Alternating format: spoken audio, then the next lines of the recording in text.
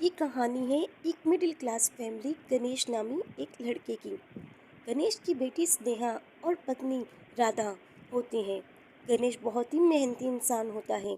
एक दिन गणेश के पास एक बाबूजी आता है और वो गणेश से कहता है, अरे गणेश जी, आपको पता है क्या? कंपनी के हालात बहुत अच्छे हो चुके हैं शहर में। और हम लोगों ने ये डिसाइड किया है कि हम कंपनी के लिए आपको मुंतखब करें, यानी कि आप हमारे साथ जाएं और वहाँ पे काम करें। सैलरी बहुत अच्छी है और काम भी बहुत आसान है।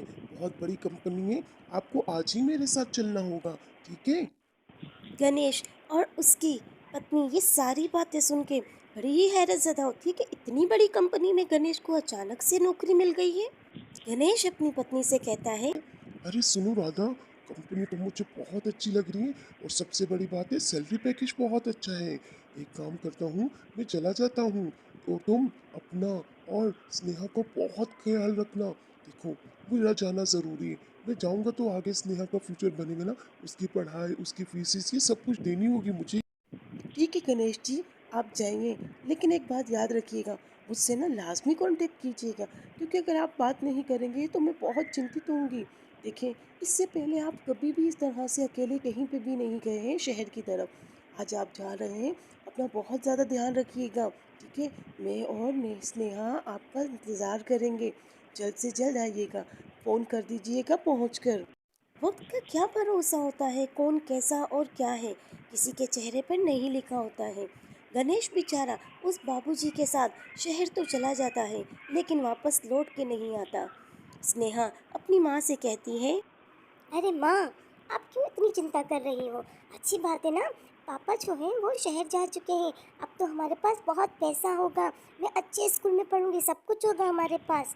अरे बेटा, सब कुछ तो होगा हमारे पास, लेकिन मसला ये है कि तेरे पापा इस तरह से अकेले शहर कभी गए नहीं हैं।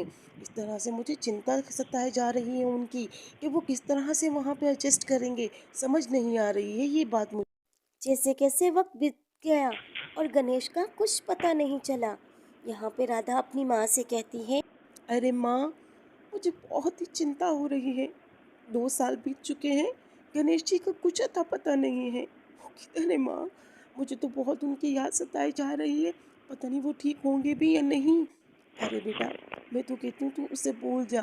देख मेरी बात सुन, 2 साल हो गए हैं, उसने कोई भी तुझसे राब्ता नहीं किया। उसे बच्ची की भी परवाह नहीं है। वहाँ पे पैसे कमा रहा है, अय्याशी मार रहा है, मुझे लगता है। तू भूल जा उसे, तू छोड़ उसे, तू अपना यहाँ पे है ना, बस यही काफ़ी है। भूल जाओ गणेश को तू बेटा। अरे माँ, मैं उन्हें नहीं भूल सकती। मैं उनका मरते दम तक इंतज़ार करूँगी। मैं समझती हूँ कि शायद वो किसी बहुत बड़े मसले में फँस चुके हैं, इसलिए वो फ़ोन नहीं कर रहे, इसलिए वो हमसे राब्ते में नहीं हैं। लेकिन मैं उन्हें ढूँढ के ही रहूँगी। मैं उनका इंतज़ार करूँगी। मैं देखूँगी कि आखिर कब तक वो नहीं दिन एक दिन बारिश बहुत ही तेज़ लगी होती है और स्नेहा जो होती है अपनी माँ के पास आती है। दोनों माँ बेटी उदास होती हैं क्योंकि गणेश का तो कुछ अता पता ही नहीं होता है। स्नेहा जो है अपनी माँ से कहती है, माँ, कितनी अच्छी बारिश लगी है ना।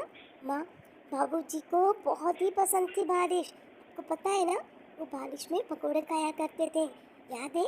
आप जब भी बारिश होती थी कितने मज़ेदार पकोड़े बनाया करती थी और वो मज़े से खाया करते थे। माँ, अरे स्नेहा, साफ बोल के तुझे पकोड़े खाने का दिल कर रहा है।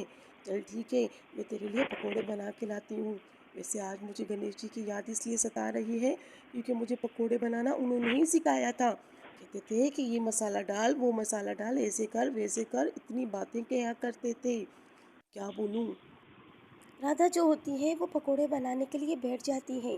पकोड़े बनाते बनाते अचानक से गणेश उसके ख्याल में आता है कि वो किस तरह से उसकी मदद करता था। राधा जो है पकोड़े लेके अपनी बेटी स्नेहा के पास आती है और पकोड़ों की थाल स्नेहा के आगे रखती है। स्नेहा बड़े मज़े से ही पकोड़े खाती है और कहती है, माँ, पकोड़े बहुत ही लजीज थे। एक काम करें, आप पकोड़े बना के दें और मैं बाहर पकोड़ों का ठेला लगा के बेचूंगी। इससे हमारा घर भी चल जाएगा, ठीक है? अरे मेरे होते हुए तू काम करे, ऐसा ऐसा मैं बिल्कुल भी नहीं होने दूंगी। अभी तू 9 दीक्षा में है, अभी तू पढ़ लिख, ठीक है? पकोड़े बेचने का काम मैं खुद करूंगी और ये सारा काम मुझे पता है मुझे कैसे करना है। मेरे पास कुछ गहने पड़े हुए हैं, मैं उन गहनों को सेल कर दूँगी। गहने तो पेड़ बनते रहेंगे, तो छोटी सी दुकान आ जाएगी। यहाँ पे जो राधा होती है वो अपने गहने बेचने के लिए शॉपकीपर के पास जाती है और अपने गहने बेचकर एक छोटी सी पकौड़ों का स्टॉल लगाती है। जो स्नेहा वो राधा से कहती है, अरे वाह माँ, आपने तो ये बहुत ही अच्छी चलती फिरती दुकान बना दी है। ये बहुत अच्छा काम किया है आपने। बीच रोड सड़क में ये बड़े मज़े के पकोड़े लगेंगे सबको। अरे हाँ बेटा, मैं यही तो तुझे कह रही थी कि घर पे कौन आएगा पकोड़े खाने के लिए। हर किसी को तो हमारा घर नहीं मालूम ना। इस वजह से मैंने ये दुकान चलती फिरती ले ली है, ताकि जो भी ग्राहक मेरे पकोड़ों की खुशबू सूंघे और उसकी खुशबू से ही वहाँ पे खींचा चला आए। यहाँ पे एक ग्राहक आता है और वो राधा से कहता है, अरे बहन जी, कुछ पकोड़े 5 रुपए के दे दीजिए। अरे काफ़ी दिन से बीमार हूँ, ज़बान का जायका थोड़ा चेंज हो जाएगा। हाँ हाँ, बिल्कुल बिल्कुल। पकोड़े क्या, आप ले जाएं, सारे पकोड़े ले जाएं।